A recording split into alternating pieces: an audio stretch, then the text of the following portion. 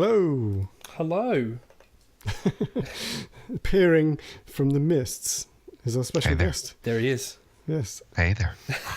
So, you got to calm down with that, man. I'm only one man. You're gonna get me. Hello and welcome back to another episode of Guys Playing Games with me, Perry. Me, Ed. And we have a very special guest this week. Bogdan, Boogie, Carp, PUBG caster extraordinaire, voice actor, and man of many talents, which we will get into. We are going to get into. Yes. The man or the talents? Well, we'll see. We'll see how well it goes. Yes, thanks for joining us. Yeah, thank you for joining us at such short notice. Thank you. How are you? Thank you for having me as well. I'm pretty good, man. I am taking it easy day. I'm chilling at home, and everything is nice and Gucci for Papa. Excellent. So thank you for having me. That's what we like to hear. Yeah. So, well, I suppose let's just get into it then. Yeah, we'll kick off with our usual round, eh? Our usual. I'll start, shall I? Yeah, go on then. What we usually do, Boogie, is we do like a bit of what we've been playing. Then we're gonna come at you with some questions. Nothing too, revealing or personal. Hopefully, maybe. Oh, it can be revealing. Don't worry about it. Maybe they won't. and then we do a bit of a new section. So yeah. Sounds good. So Ed can start. What you been playing, mate? So a reasonably quiet week. I haven't been playing anything too new this week, which is unusual for me. But what I have been playing, I've been carrying on with my adventures in Ghost Recon Wildlands, bit of that. I've been playing, I'm still very much enjoying the arcade mode on PUBG Mobile. Yeah, you spoke a little bit about this previously. Yes, I've been playing a lot of that over the weekend. You're my man. Yeah, you are my man right now. Absolutely. So yeah, it's a fun little. Yeah, we talked about it last week, but yeah, I'm having a lot of fun with that. I seem to only be able to win the sniper rounds, which is weird. Which is weird because you're awful. Yeah, because I'm terrible with snipers. But hey, who knew?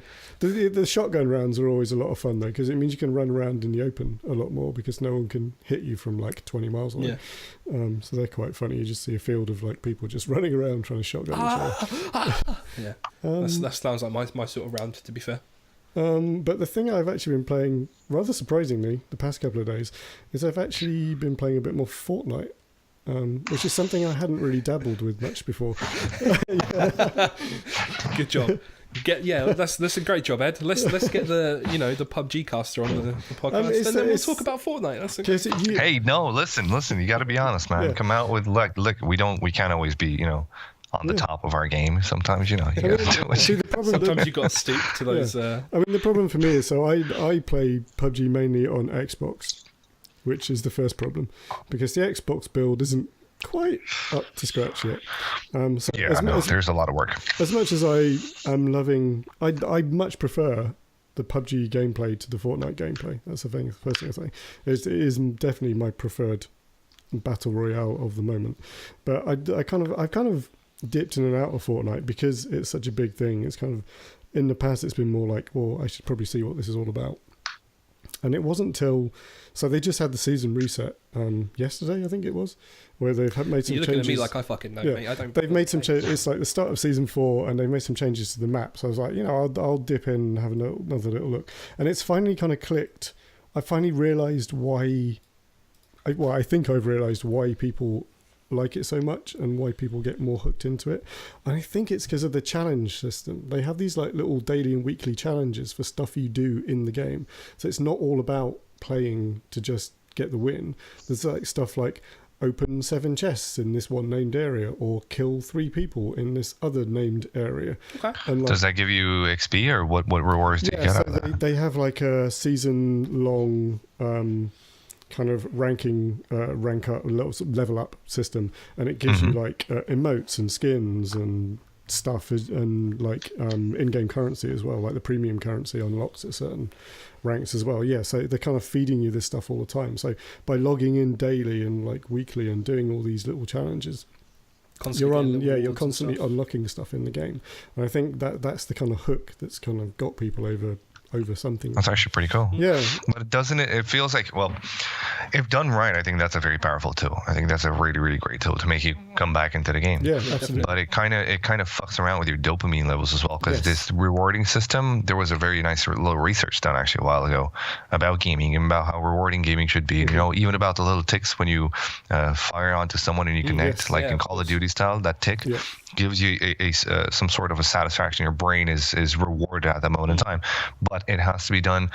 Apparently, it can't be overused, because if it's overused, then you're not going to get any kind of enjoyment, because if you go in there, then it's easy peasy to get what you're looking for. So your brain's not going to reward you anymore. It kind of Really dies interesting, down. actually. I read a similar sort of thing, but about like mobile games and how like Candy Crush has the same effect. Yeah, Like, exactly. Realistically, all you're doing is swapping pixels around on the screen, but when it does that, like, hey, cool, epic, good job, like it's like Right, yeah. those mini little interactions that you get with it. Like, Okay, it's yeah, like, yeah. yep, I'm going to keep playing this game because it makes me feel Is it a good. woman's voice? That's actually a really good question. I imagine in most cases it is. Yeah. I mean, I've never played Candy be. Crush in my life, and I think if I Yeah. ever did, I would neck myself. But Sounds fair. that was a bit too far, wasn't it? Let's. So yeah, that's been my couple of days, and Good. I can definitely see what you're saying about the little dopamine hits and that constant kind of reward and progression mechanic. And I think that is, like, having experienced it now, like I can definitely see where a lot of the mainstream appeal and this kind of I don't want to use the term addiction in, like, people are fully addicted to this, but the kind of It is. No, it is. But, yeah, you can definitely use it. but yeah, in terms of, like, all the kids are like playing it non-stop, and there's, in fact, I think there was something in the mainstream press this morning about a family who, like, the two brothers were playing and one of them wouldn't let the other have a go, and he ended up smashing up the TV or something fucking ridiculous. Yeah, I love it. That's so you good. gotta love the tabloids. I'm not going to say I was too far from doing that with my sisters, but yeah. But yeah. Now, a problem I have with that is most people now associate this game with a negative implication, which really Yeah. bothers me. I mean, that Like- whole backlash is kind of starting. It doesn't highlight like how games like PUBG and it's a way of stress relief and it Absolutely, and connecting be with a- your yeah, friends. exactly, it can be Yeah. a form of social interaction that people would never normally get. Like Yeah. they don't highlight all this sort of stuff. Oh yeah, I mean, It's yeah, I always, mean, like, the shit amount negative of implication. stories I've read about something like Destiny, like the communities and the friendships and, like, camaraderies that Yeah, have been formed in, like, fire teams in Destiny. Like, there's some amazing stories I've seen on the Destiny Reddit. Yeah, well, look, the mainstream media is going to need something to be pissed off about, you know what I mean? And if it's something if it's something that they don't understand, then they're going to be pissed off at it, or they're going to be scared of it, and they're going to treat it weirdly. We were in the same boat for esports. Absolutely. Just a few years ago, people were all over the shop on the, especially in the U.S. mainstream media. They were talking about how shit this is and crap that is, and oh my god, I can't believe these people are actually on the computer, these little fat nerds. And when they heard how much money is being made in esports and how many people that attracts and how many non-endemics it actually brings in, I'm not even talking about endemic sponsors. They were like, okay, it's time for us to shut the fuck up. It looks like we don't know what we're talking about. They kept really quiet after that, and they started praising esports and whatever. And the truth is, we don't need their praise because we don't consume that mainstream media. Yeah. We're this generation that is playing games all the time. They need us more than we need them, so much more. Yeah. Because we get our Reddit, we get our Discord, whatever our source news is, Facebook, whatever, Instagram, Twitter, and so they're kind of slowly dying. So they need to kind of catch with something. So of course they're going to be a bit bombastic and regarding us. And at first they're going to be in denial. The steps of death. At first they're going to be in denial, and then they're going to, at some point, they're going to have to be accepting and probably beg for our attention because they know they cannot get it. Yeah, wow. I just couldn't have explained that better. That was it's like you just picked the words out of my brain. That was really impressive. Yeah. My job as a caster. Completely agree with that. 100%. Yeah, I Anyway. mean, it's also like stuff like with the rise of Twitch. I mean, I think I've probably said on here before, but like you think of people watching TV, like stuff like Twitch for the generation that's growing up with Twitch, like Twitch is replacing TV, and like Yeah, definitely. even for myself, like Absolutely. if I get home from work, I don't turn on the TV and see what's on TV. I turn on Twitch and see which See of the streaming. people. But I like remember to- back in the day, I would get in from school and be like, "Yo, where's CBBC?" Like, turn that shit on. I need to go watch Just Teletubbies. Biker Mice from Mars. Like, Yeah, we're the bridge generation because we started off. I'm not sure how old you guys are, but I'm pretty sure that, well, from what you just said, that we're the bridge generation. Yeah. We started off with good old telly, and now we just use it for Chromecasting our stuff. Okay, this fair. guy's old as fuck. Hang on a second. How old are you? Well, I'm 37. I'm the same age. How dare you call me Yeah, old so as fuck? you're the child. My bad. I'm actually the child in this one. So, No, I'm 31. I'm kidding. so our Just trying to generation, make me feel then, I had a really great image, and it was like an explanation of our generation and of how we are like a generation of nostalgia, where we grew up with like playing outside and knocking for your friends, but then we saw that dissipate into the distance as the age of technology took over, and like now our generation is almost addicted to nostalgia. Like, it's almost single-handedly the reason I'm addicted to RuneScape. It's because I love the nostalgia that comes with it. It's like, Yeah, exactly.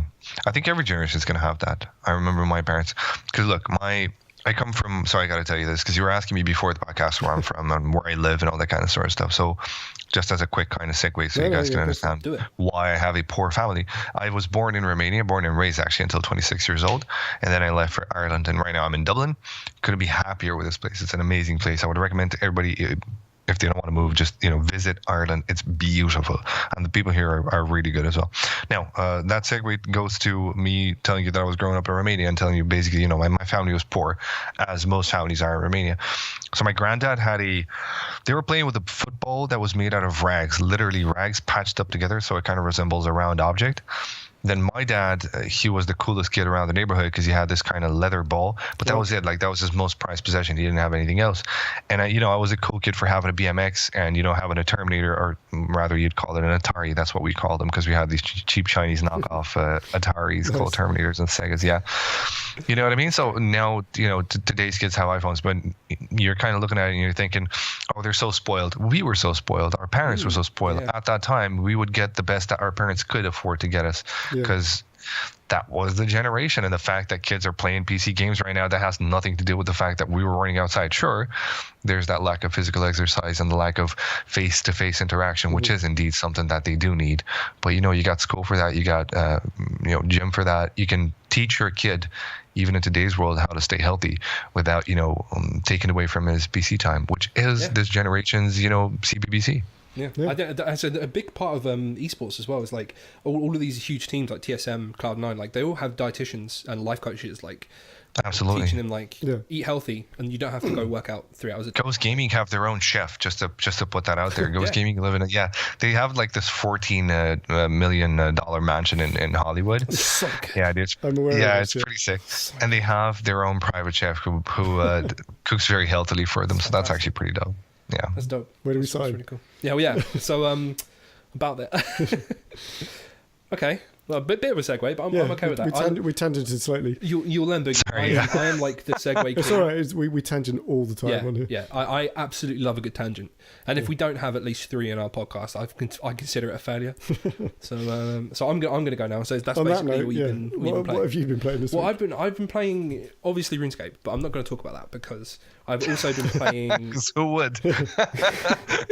Because he talks about it every week. I talk about it every week, literally every week, and they're all sick. Fair play. That's bold. If Az was here, he would like shut me down just for saying the word RuneScape. Actually, that's just a good point. We haven't even mentioned the fact that Az isn't here. Yeah, Az isn't here, by the way. There you go. Yeah, he's had to do work. He's been doing adult things. He's not here. So, yeah. Sorry, Az. What a shame. Completely forgot about you, but it's fine. Pretty much, I will. So I've been playing Hearthstone quite a lot. Oh, okay. And the new, almost like dungeon run. Yes. That they released. Single player. For Witchwood, the single player mode. And I didn't even know it was a thing until late last week. Well, but it's really fun. It only released on Friday. It is Friday, yeah. So Chip came over the weekend and we basically ploughed through like all of the different characters and stuff. But like it's essentially a new version of Dungeon Run, but with like new treasures and all sorts of stuff. But it's a bit of a gimmick. So you don't play a class, you play one of the new characters basically. So you play a cannoneer, a hunter, I can't remember what the other two. The time tinkerer, and Cool. There's another one, but yeah. Time tinker sounds really naughty. I just want to put that out there. I tinker with time and also with your balls. It's just tinkerer, that word. I don't know. It definitely has a mischievous connotation. When you realise the character you're talking about is like a 3 foot nothing gnome and resembles a child. Definitely, yeah. Something's not okay there. But yeah, it's very fun. A good way to sink sort of 3-4 hours. Nice. We made some meme decks. It was good fun. A good time. That's about it for me, really.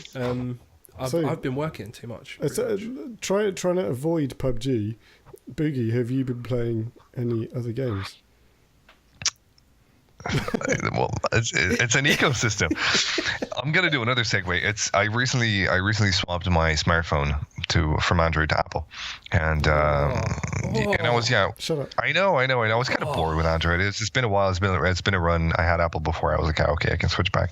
And I was talking to my friends. They're like, would you swap from Apple back to Android? And they were like, no, the ecosystem got me because I've been using iMessages so much that if I go to Android, I'm going to lose all my iMessages.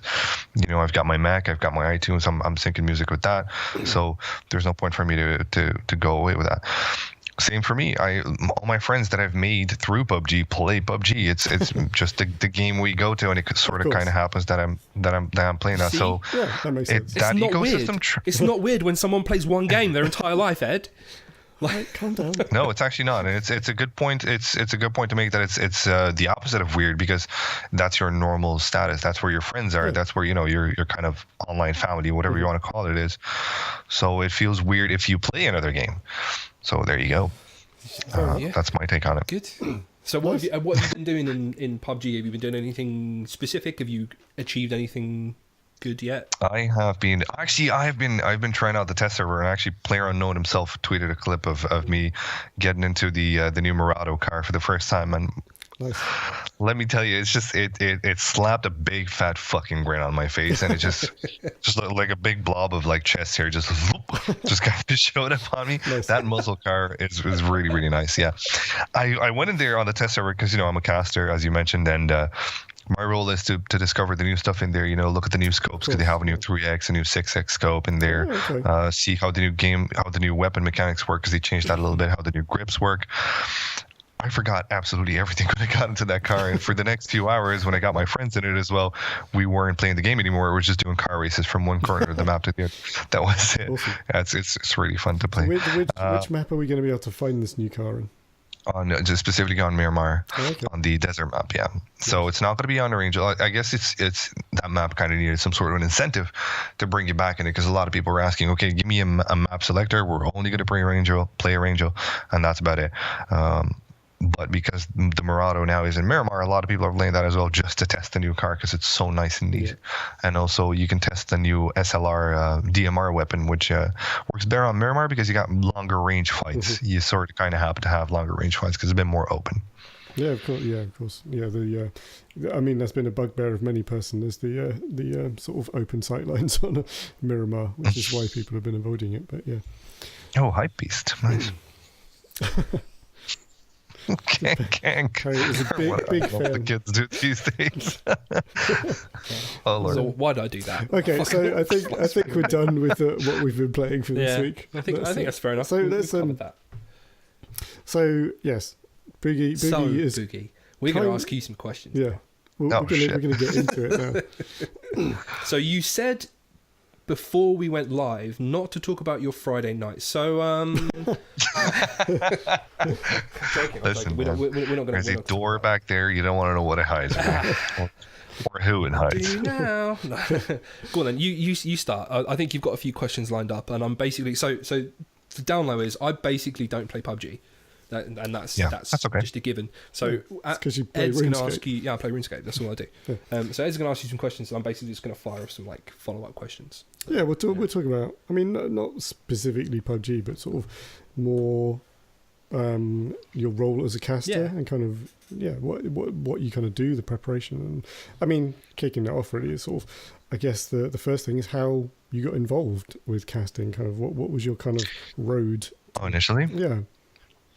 I was just to make a quick parenthesis before I now I do analysis as well as coaching as well as hosting. So before, when I started casting for the first time, I actually bought this little beauty here, which I got for a friend of mine.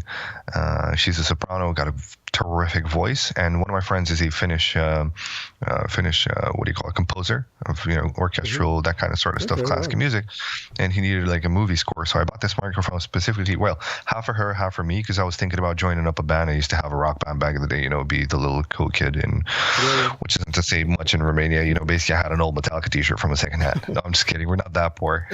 but yeah, so I was kind of half thinking about starting up a band again. So I bought this microphone initially for her and for me.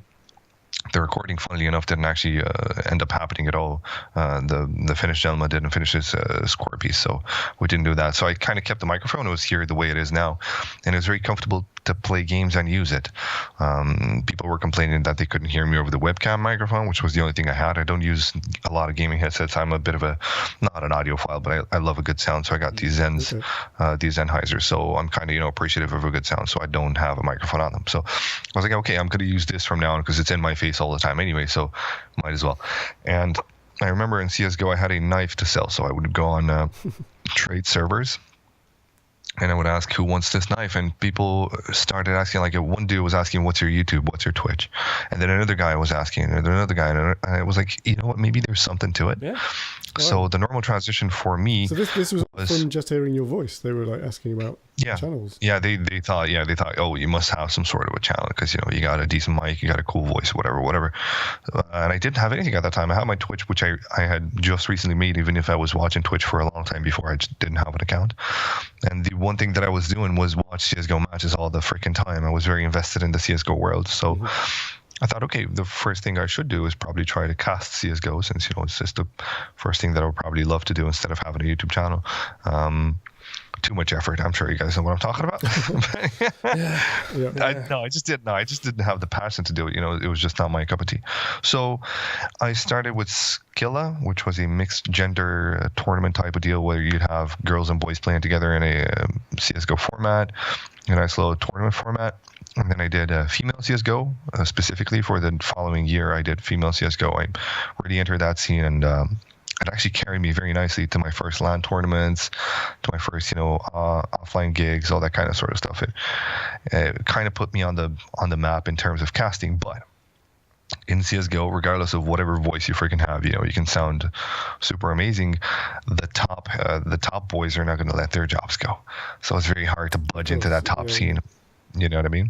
So it was kind of saturated. Everybody was, doing their own thing. Then Sadicus appeared, which is, he's just an insanely talented gentleman in the world of commentating.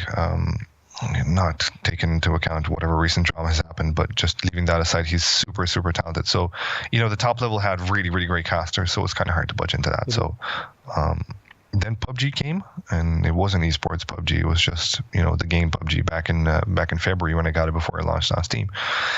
And that was the moment when I stopped playing CS:GO altogether, because I used to play a lot of CS:GO. I got 1,000 and something hours. That was the moment when I stopped playing CS:GO altogether. I just dedicated all my time. I didn't even think there would be an esports scene. I didn't even see an esports scene, in the making. I couldn't picture it. I just played the game because it was so much fucking fun. Yeah. That's big. And when the esports scene started, I was there at the very start. I was there with Awesome, with PUBG Online, with all these works, Expos, Legends Arena. So I started commenting there, and from there now, it was just grind. Do your unpaid work for a lot of freaking months until it starts to pay off. And the fact that it paid off was just kind of like it wasn't necessarily an expected outcome or something that I was actively looking for. It was just kind of like a natural proceeding of the scene growing bigger and bigger. Cool. So yeah. Nice. It's funny. Because one of the reasons I kind of approached you to come and join us today is the fact that pretty much every PUBG tournament I've watched on Twitch recently, you've been unfortunately there. That's not unfortunate, I don't think. Very fortunate for us. I don't know what you're talking about.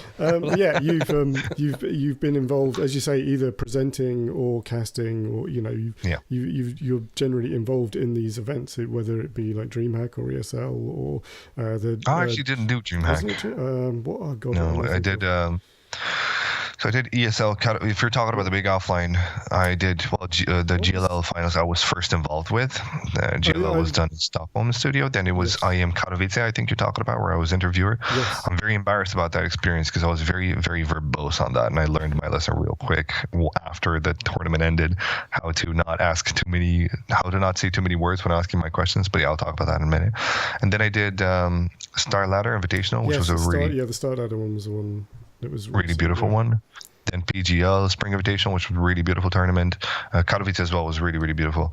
They all were really. It's just the amount of work and the amount of creativity that's coming into the PUBG scene from all the other esports experts in terms of production is really crazy. And then of course the GLL finals, which we had in Bucharest not too long ago. I think it was 2 weeks ago. Yeah, I was gonna say last week before. Yeah, it was pretty recent. Yeah.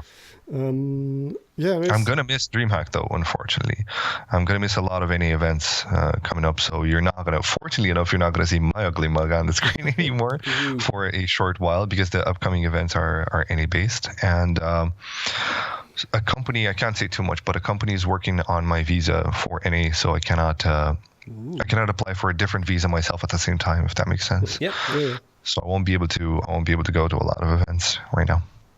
But it's for the best. Yeah, sounds exciting. Yeah. And of course, I guess the big PUBG thing coming up, which I think I'm right in saying you're involved in, is the PUBG Invitational, the big one in July. Yeah. The PGI is going to be happening at the end of July. There is going to have all I can say right now from the stuff that I know is that it's going to be a massive show. It's going to be a lot of great people involved. I don't know if I'm going to be involved or not. Of course, even if I knew I was to be involved, I wouldn't be able to say this. We were talking about this before we started the podcast. That a caster or any kind of talent, analyst, whatever you may be, you cannot say anything until the org comes out and announces the official lineup. But for this one, I can surely tell you that I don't know anything just yet. It's way too far for me to make any kind of, I haven't gotten it there. But yeah, I'm sure hoping. For you as well. I mean, if we ask you a question that you don't think you can answer, just tell us to fuck off. Like we don't. Okay. Sorry. No, fuck off. Next question. We won't be offended, or at least I won't. Yeah. Ed might cry on his way home, but I'll be. But he's got PUBG Mobile to keep him warm. Exactly. It's not a problem at all.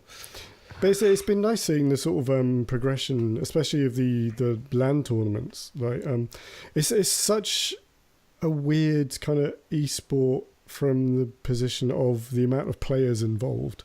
It's like typically when you have these esports titles, they're teams of 5 or 6 of each other. So you've got like 10, 12 people at a time. But obviously with PUBG, you've got 64 people playing at once. So like one of the fun things has been seeing like the production of these LAN events. Like some of them, I think it was the Star Ladder one in particular, where they had the crazy runway. It was the with full all the teams lights on stage. Yeah, it was absolutely sickening, and that song as well, it just gave me chills. That particular song when the plane would go. I actually requested I have the WAV. They didn't even have the MP3. I have the WAV file for myself, and I'm gonna use that as a ringtone on my new smartphone. So I'm very happy. Yeah, it's so good. That's the thing with Star Ladder, because you mentioned that Star Ladder was trying to focus all on the flash and the blitz and on the arena production, all that kind of sort of good stuff. Definitely nailed that. I mean, it was pretty spectacular to watch. Absolutely, it was really, really great. The LED panels they have for each team, the way it was built, separately there.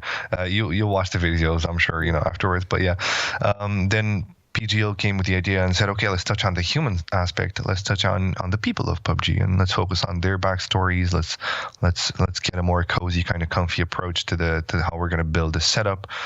So every kind of tournament tried to do what they do best, and ESL, before that they tried to do, their standard, run of the mill. Let's make a nice, a beautiful production and have spectators as well, just to have, some seats. Because in Starlight and PGL, we didn't actually have the opportunity, and in GLL. And then GLL came over and said, okay, we're going to top the quality of the production. We're going to have the same setup as the PGL. We're going to touch on the human aspect, but production-wise, we're going to best everybody, and they pretty much did. It was really, really good to watch.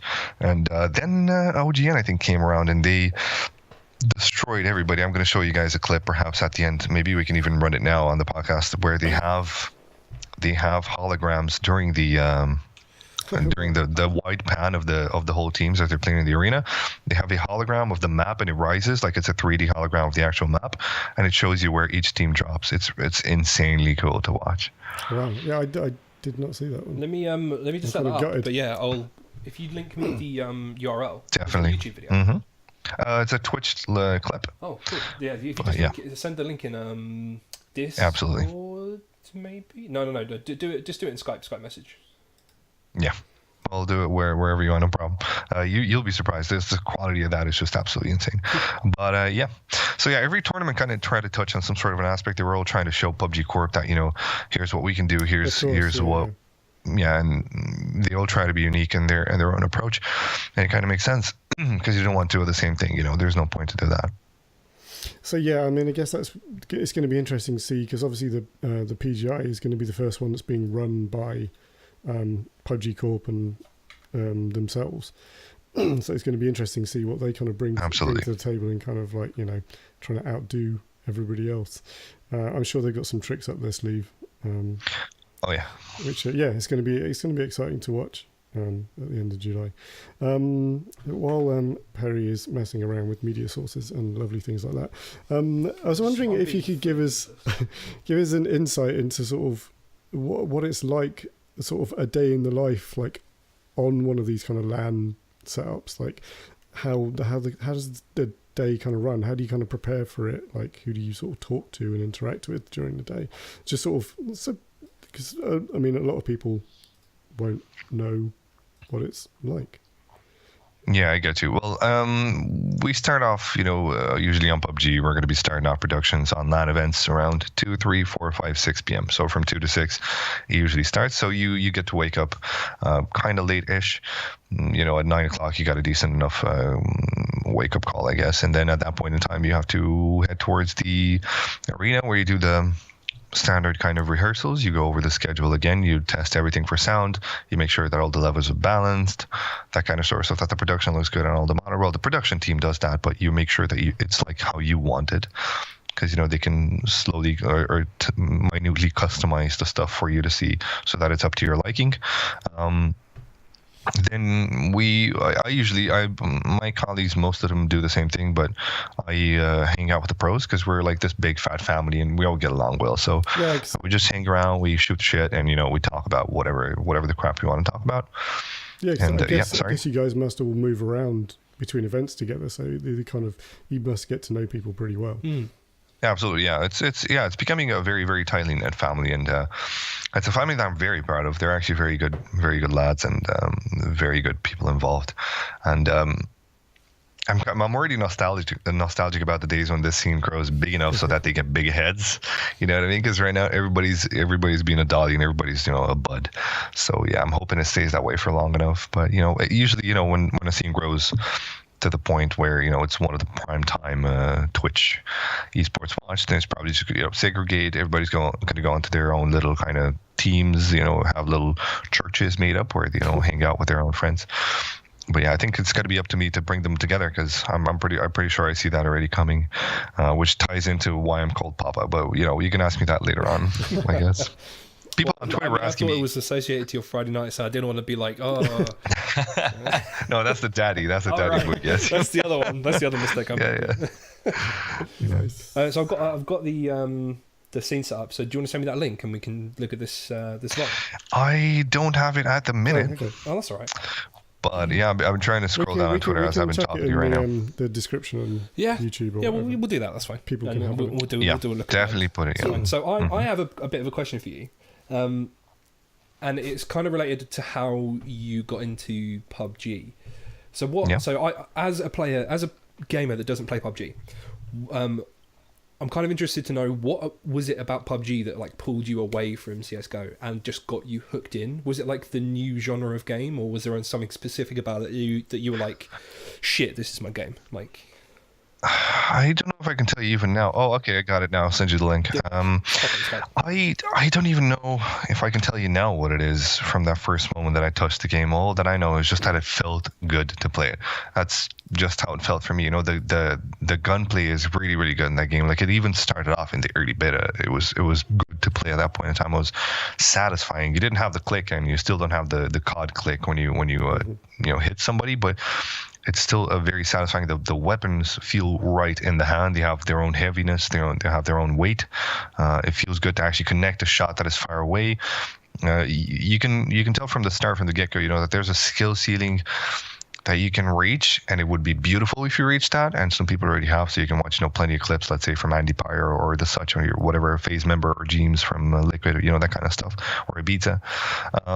But it kind of, there's a sky ceiling that you can see from the get-go, and you can think, I can be good at this game, and for me, this is a good game.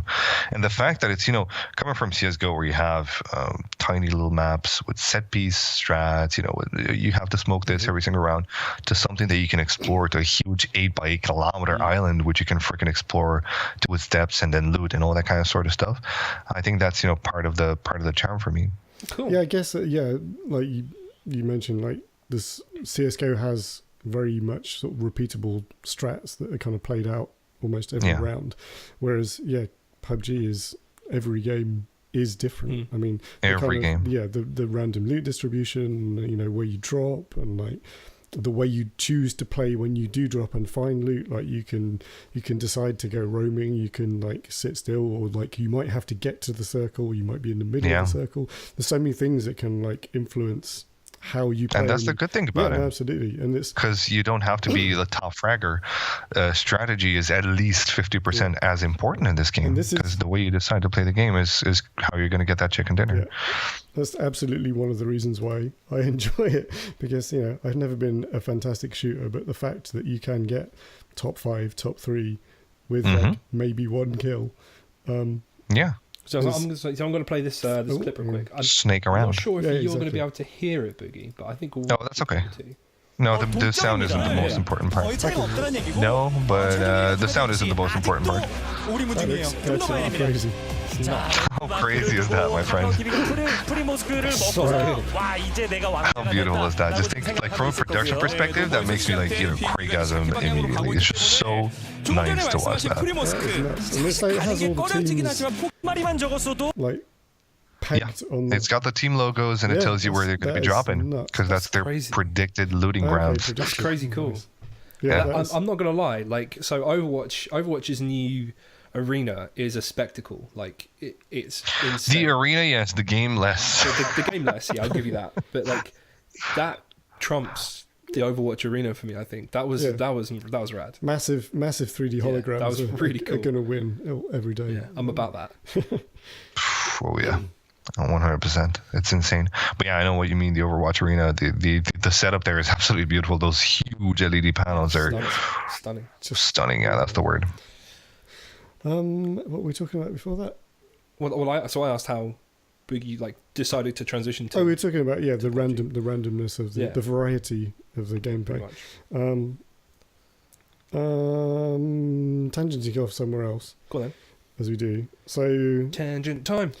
I was watching. I tend to watch Deadmau5 play PUBG from time to time. Coming from my music producery sort of, I'll say background, but past hobby. It's a background. Yeah, all right.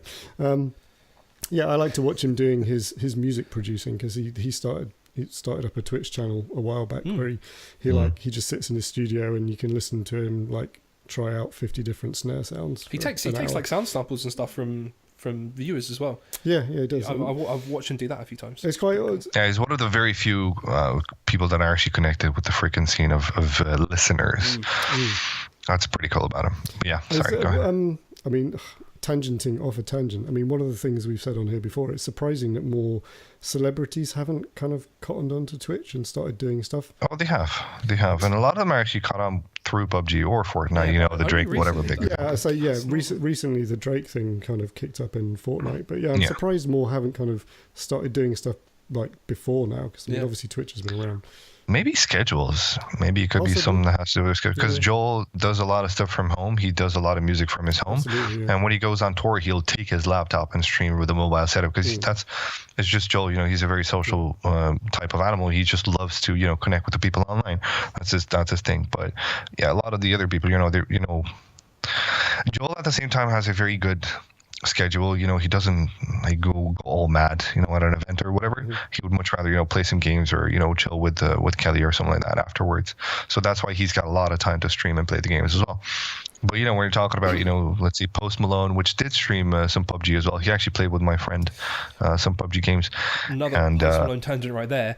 He plays RuneScape. That's right. Oh shit! Okay, there you go. There you go. I got in my RuneScape tangent. I'm happy now. Carry on. They're like early on in the industry, early on enough that they party on probably every single night. So they have to connect with people and all that kind of sort of stuff. So they probably don't have a lot of time to stream and play and whatever. Yeah. They probably have some sort of an Xbox in their tour bus, and they use that all the time. But other than that, I don't see them having the time to stream too much. Yeah. So I think it's a schedule thing, because even playing with Joel. You were talking about Dead Mouse. Yeah, I mean, the way I was tangenting in, I was watching him play the other week, and you happened to popped up, and you were playing along with him, and and firstly, that's really fucking cool. Not everyone can say that they've played PUBG with Dead Mouse. That's rad. It's crazy. So it's the game. How does that happen? Are you buds? Are you or how did that come about? Is that purely through the game that you kind of got to know him, or? Yeah. It's purely through the game that we basically connected, and we're shooting shit together every single freaking night. And he's thank you if you're listening. You've wrecked my sleep schedule, because that's actually perfectly fine, because as I told you, I quit my job, so that's okay for me to stay up all night. I'm gonna have to stay up all night anyway for an upcoming project, which is on a different time zone. But it's. We've been playing every night, man. It's just cool, because I think it's partly because we have the same kind of mindset. We're adults, we have this kind of, we're not kiddies throwing crazy shit around, saying edgy shit. We're adults who enjoy the game in a similar manner. We got a similar kind of skills in the game, so that we can plow through, and probably sometimes we have the same ideas. So it's a fitting kind of game style that we both have, because we were talking about how varied PUBG can be for people, for different people. Two people are not going to play the game the same way. But for us, it's just kind of been, it's Mimi, it's fun. I really enjoy playing with him. So it's pretty cool. He's a cool dude, man. Yeah, he's a very cool dude. To hear that, that's really cool. So I actually have another question, and kind of comes off of something you just said. And it's how you're not Mimi or anything like that. What's the worst case of toxicity you've experienced in, not specifically PUBG, but any computer game? Has there been one thing that has happened where you're wow, yeah, that guy was a dick? Have you ever? I think it was in CS:GO. Yeah, I think it was in CS:GO, but I think it's a success story, because we were, I don't know, I'm gonna explain to me like I'm 5, I guess, for the people that don't watch CS:GO that much. So it's 16. Once you get to 16 rounds won, then you win the game. And we were down, I think it was 12-3 that we finished the first half, and then we went to the second half. So we were down, we were getting absolutely stumped, and this one guy was being super toxic. So I said, okay, it's time to mute that guy. I kind of took the IGL role, so to speak, and there was one girl in there, and she was very surprised that except for this one dickhead, which was kind of memeing on everybody and calling shit on everybody. We were all kind of chill dudes, so we wouldn't talk bad to her oh, it's a grill gaming or whatever. So we turned it around, took the IGL role. We started the game. We came back into the game. We actually finished 15-15. I remember that was the most toxic dude that I've ever played with, because CS:GO really brings the tox out of you, and it's because it's highly competitive. And B, that was the most insane comeback I've ever had in my life. It was kind of a half sour, half sweet story, I guess. That's sweet. Cool. Yeah, I like that. I'm about that. I think the only time anything like that's ever happened to me is when I was playing competitive Overwatch, and someone. Oh, that's another game that toxes me up, man. Oh my god! Let me tell you something. I'm a piece of shit myself when I play that game. Let me tell you. It gets into my bones, man. I am chill. Deep. I'm a chill gamer, across the board. But when people intentionally troll me in Overwatch, that's it. I become a keyboard warrior, and I'm I'm gonna flame you so hard now, nerd. We flamed this guy. Well, we didn't flame him. We were basically come on, man. You might as well just not be playing. You're playing a champion that doesn't. I think he was playing Torbjorn on attack on Volskaya, and I'm why? Right. Yeah. But just why? You might as well not be in the game. So he quit the game. We then took your advice. Yeah. So but he left the match. We then went 3-2 up. He came back in. Was oh, I'm sorry, man. I think he rejoined because he thought the game would be over. But like he thought we Yeah. would have lost by then, basically. So he rejoined and then was like, "Oh wow, you guys are still playing. You're winning. Okay, cool. Let's go." And then he played Genji and then we won. I was like, "See, dude, like just play the game. Like it's not tough." Don't have to Yeah, be it's dick all those the kids time. who do GG in chat Yeah, when there's yeah. a 0 to 1. Like, calm the frick down, like. Well, I love It's the not fact over that, yet. like Overwatch has now incorporated a system where like if you try and type like easy and stuff like that in the chat, it will replace it with like I have severe social anxiety issues and blah blah blah. Like, Whoa. Like, actually, if you type easy, yeah, if you type like flamey comments like easy or GG or wrecked or stuff like that, like it will replace what you're saying with like wait, it polices if you try to say. Hang on a second, it's fucking great. Because I know, like, I heard a lot of stuff about Overwatch League in particular and how crazy that. So let me get this straight. It polices you if you try to say easy or wrecked. It's so good. If you changes your words. say anything that's like mildly flamey, it will replace it and be like, I'm not a very happy person right now. like literally stuff like that. It's so funny, man. So you see people trying to flame you, and it just says like, "Good game, friends. That was really fun." It's funny on one way, but it's a bit scary on the other. Like, how far can you police what people say? Like stuff like easy and GG. Like, do you really want to police that hard on people? I mean, like, I get the incentive behind it, right? Like it removes some toxicity, but I get what you mean. Like policing what people can and can't say in your game is kind of a bit Hitlery, like at that level, yeah, it is. It is, and I think that's what they're trying to avoid, Hillary stuff. But they're becoming that, Yeah, but then you have to think like, at what level do we say the game actually needs it? Yeah. What's the threshold? What's the threshold? Yeah. And I think defining that is really tough. I think in any game, not just Overwatch. I think defining like, all right, we need to start moderating what. Yeah, this is where we draw the line. Yeah. But yeah. Wow. We were saying last week actually, like I think on an upcoming episode we might be doing a toxicity in gaming one special. of our themes. So every now and then we do like a themed episode where we just talk on a topic for 45 minutes. And toxicity in gaming, I think, is going to be one of them because I think that's quite a hot topic. Yeah, could be interesting. Yeah.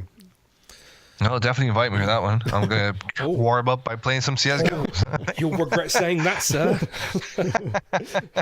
Are you warming up for typing? Yeah, man.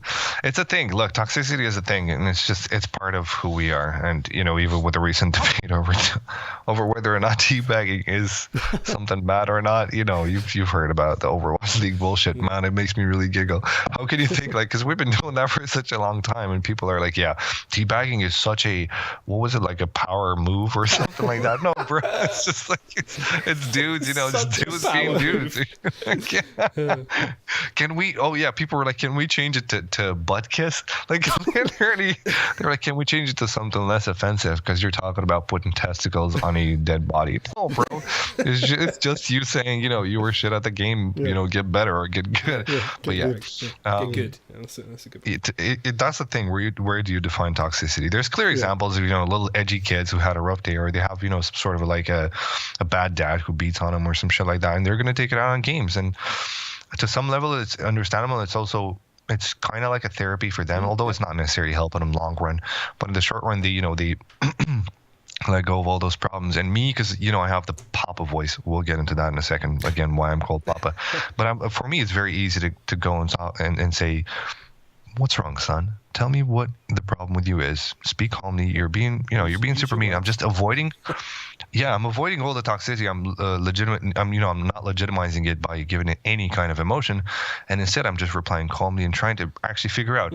And many times you go through, yeah, man, I just had a shit day. I had bad grades, or my dad did this, or my mom said that. That kind of shit.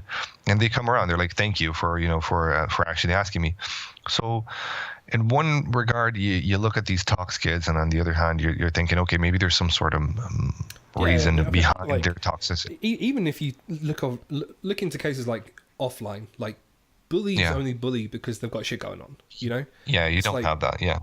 The only reason that person's giving someone shit is because someone's given them shit previously. Yeah. It's like there's always cause and effect. Yeah, absolutely. Yeah, it's interesting. It's a chain, yeah. I'm actually going to invite you to this toxicity theme because I think you have some cool shit to say. So tell me why you're cool. You keep bringing it up, but we're going to have to You're gonna have to spill the beans. Sorry, yeah. On the... Okay, sure.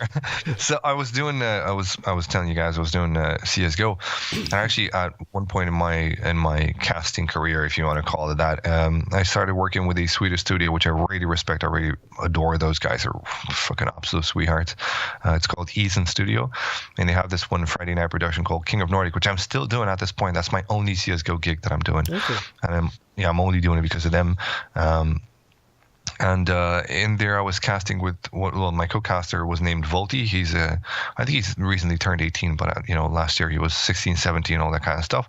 So he was the kid and I was the dad, basically, in that relationship. He would explain memes to me. He would tell me all about modern rap, because he's big on modern rap and all kind of new kid music and all that kind of good shit. Which in the meantime, at the start, I thought it was the biggest bullshit in the world, and now I'm kind of into it as well, to be honest with you. But yeah, I was basically the papa. So then I started casting PUBG. I kind of let go of CS:GO altogether. So I thought, okay, I need a new handle. And I was brainstorming with my girlfriend at that time. And I was thinking, okay, what would be a good handle for me? Boogie the Voice, or Boogie, this and that, or Boogie Bass, Boogie Breaks Your Woofer, whatever bullshit, we come up with. And then an episode actually came into PUBG where some... one team was being talking about toxicity, was being toxic on a private Discord to another team who called for a server remake, because in competitive we don't play with red zones, and that one match had red zones and one of their guys died. So they said, no, you have to remake the server because they died to a red zone. You have to remake it, disable it. So then they started becoming toxic. They're like, because you were losing, you requested the server remake. And they really said some, not really nasty shit. It was just, they were being out of line. So I put my foot down and I came in there and I became a freaking dad. And I said, listen, the one thing that you're going to want in your future, if you're playing this game, is you're going to be picked up by an org. If you want to get picked up at any point in time by one org, you're going to have to start respecting yourself, and then you're going to have to start respecting the other players, and then you're going to have to start respecting the viewers. You can't pull off that shit if you want to get signed by Liquid or FaZe or whatever. And I did it it was a very long ass paragraph. It was more like 2 pages. Like you had to scroll down on Discord to read the fucking thing. Yeah, it was really big. So at that point, they reverted. Actually, I was very pleased to see that they reverted, and they didn't apologize. It wasn't one of those things, but they stopped being little pieces of shit. And they're very talented. They play for a very good team. I'm not going to name anybody, of course, but they're incredibly talented gentlemen, and they've matured through this game. I saw them mature through this game, and it was quite pleasing to see.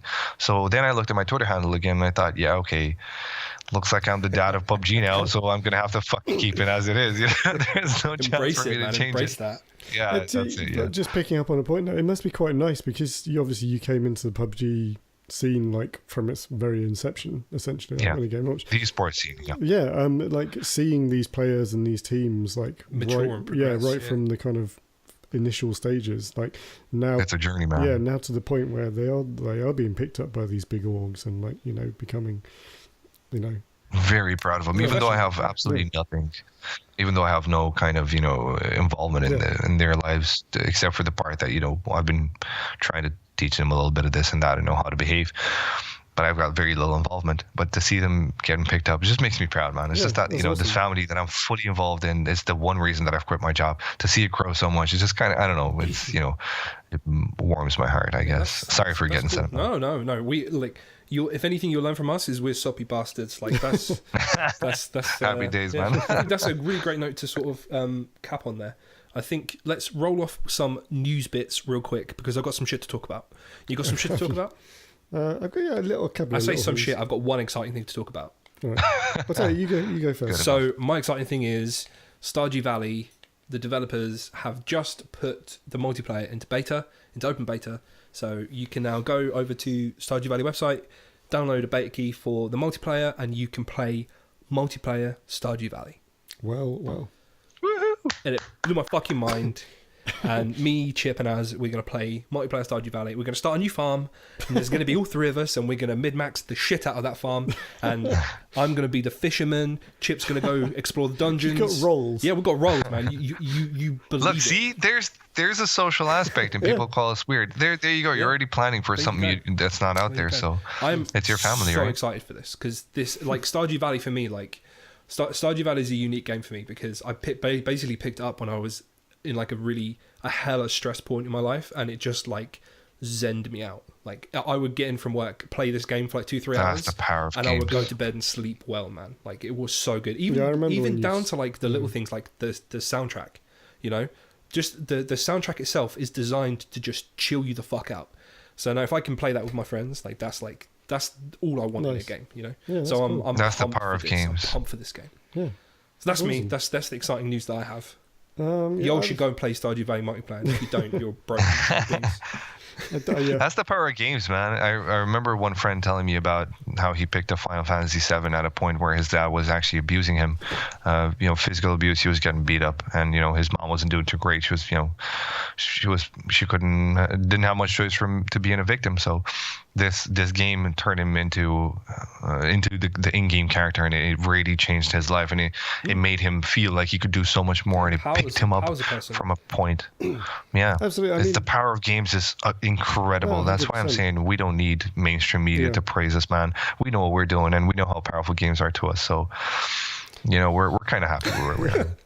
This is a it powerful totally episode. comes back. Yeah, what I was saying about like reading stuff on the Destiny Reddit. Like, it's regularly like people on there. Like, you get these guys who've like, I've never done a raid, but like you get sort of people on there who are either quite introverted or they suffer with like depression and anxiety and stuff. And it helps so much. And it helps so much. But there's these things where they're scared to approach LFG sites and stuff because they don't play with people typically, but they kind of, for one way or another, they've gotten over that first hurdle and like joined a group, and then they've had an awesome time and made a bunch of new mates. Joined a clan, and now they're doing and it on like the reg. now they play together with these guys like every night. They're people from all over the world, and they come together, and it's just such an awesome thing to read these stories.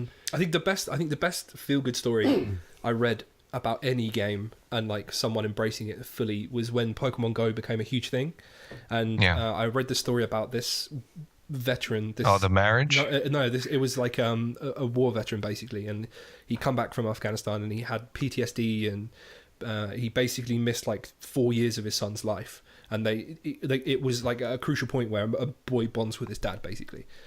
So he had this like. He was anxiety ridden, he had PTSD, and he just didn't know how to connect with his son. So they both downloaded Pokemon Go.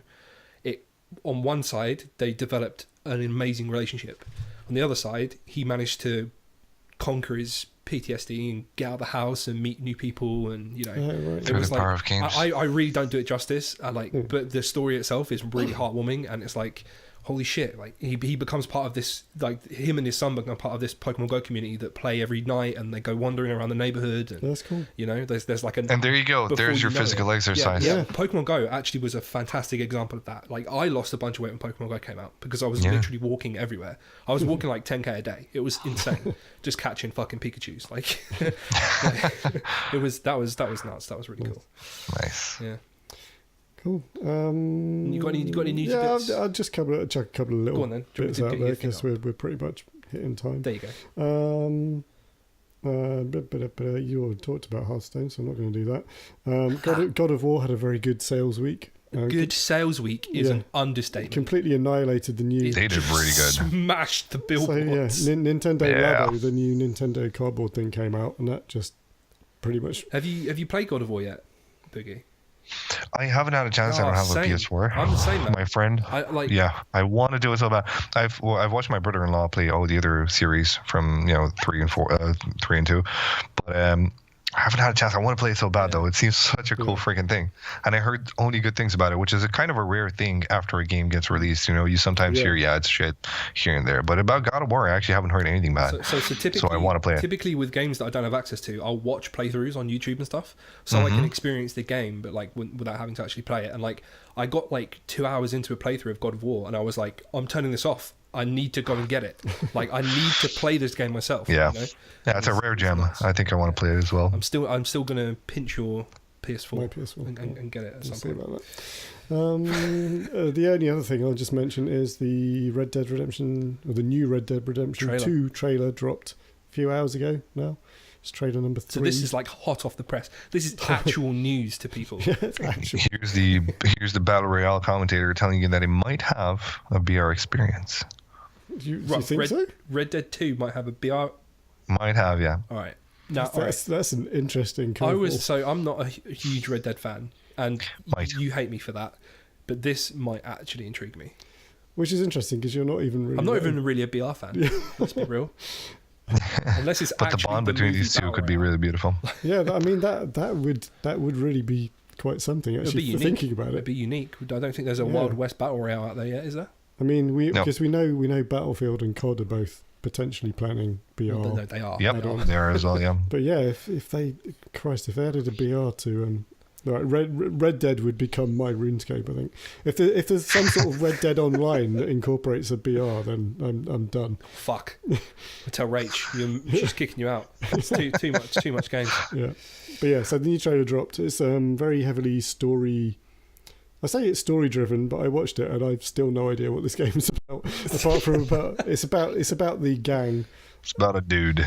It's about the gang that's. If you played the first one, you're playing the guy who rounds up the remnants of the gang. But Red Dead is a prequel.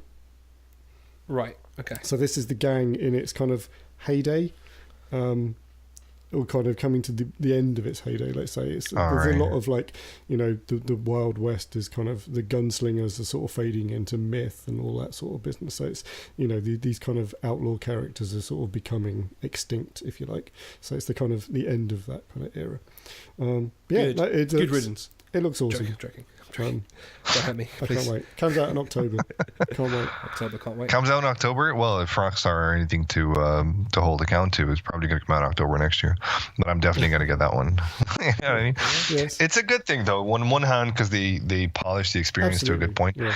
But I don't want to freaking see them pull this shit off again, where they release it for one set of console first, and then another set of console, and then PC 2 years later, so they can juice up all their freaking. Financials, please don't do that, Rockstar. Yeah, I mean, the original Red Dead never even made it to PC. No, that was the. That still triggers me because I'm a PC fucking gamer. When it comes to I want my mouse and keyboard. When it comes to different platform releases, I'm kind of okay with it, but if they're not too spaced apart, like the Destiny one, actually played it off really well.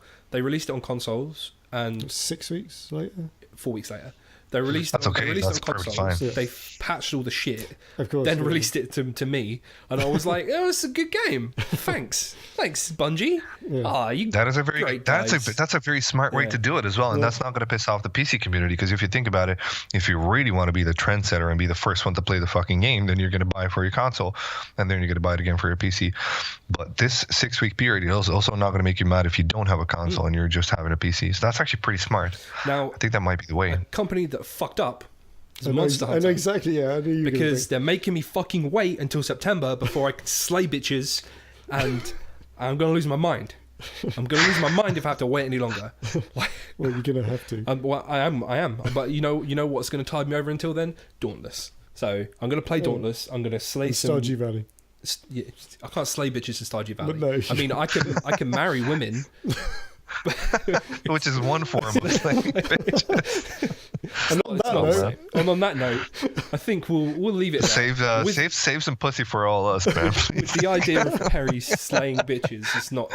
We're gonna say goodbye. Thank you for tuning in, guys. And Boogie, thank you so much for joining us. We hope you've had an enlightening experience. Absolutely. Would you like to take a moment? Yeah. So before we anything that you would like to plug? But before we sign off, we like to give our guests a little, couple of minutes to plug whatever you've got going on. Tell us shit. What's going on in your life. Talk shit, basically. All right. Not much is going on. This is the big news that I came out with you guys as well. The fact that I've quit my job recently just to pursue esports. So I want to thank everybody that's involved in this. The big family of PUBG pros, which are a lovely bunch of lads and lasses. The PUBG Corp itself, it's going to sound like oh, you're sucking on the PUBG dick. No, I'm not. It's because of this game that I'm actually quitting my freaking job, and that is life changing for me. Yeah, man. We're grabbing by the balls. I'll do what I have to do, but I know it's been life changing, and to all my friends who I cannot mention just yet, but I will be able to mention soon, who've also made this transition into unemployedness from a classic standard job possible. Some big things are coming. I'm going to miss a lot of events for everybody that's watching and is a fan of mine. I'm going to miss some events in NA, but don't worry. It's not because I'm going off the radar. It's just because it's literally a technical thing because you cannot apply for 2 visas at the same time. Makes sense. And it just sort of happens that the big PUBG events that are coming until the big one are going to be NA. Other than that, yeah, thank you to you guys very much. And thank you to, I'll say thank you to my GF. I'll say thank you to my GF because she's very supportive and she puts up a lot of my freaking shit because I have to travel a lot of the world and a lot of the time I'm not here. So having someone that can actually support you is a huge deal for me, and having that anchor when I come back home, knowing that she's going to be there, waiting and not judging me for, the path that I've tried to go on is pretty fucking cool, man. I just want to say thank you to that, and to all my fans as well. I want to mention that who are super solid, and they offer a lot of support on Twitter, on on whatever social media. They always shout me out, and I really appreciate them for that. So thank you to everybody involved, and thank you to you guys very much. It's been a great platform and great fun to come and shoot the shit with you guys. I had no idea what I'm getting myself into, but I loved it pretty much. So yeah, you know what? If you got any more shows, then I'm definitely going to be a part of it. I'd be honored to. Hit you up. Just one more thing. Just tell us where we can find you on Twitter. Yes, sir. So it's Papa Boogie with double P, PAPPABOOGIE. It's probably going to be that way for a while. But yeah, that's my Twitter handle. If you can pop it onto whatever image right now or put it on the YouTube link. That's my main social media. I don't have a Facebook page or any of the sort. I only have like a private Discord with very close fans.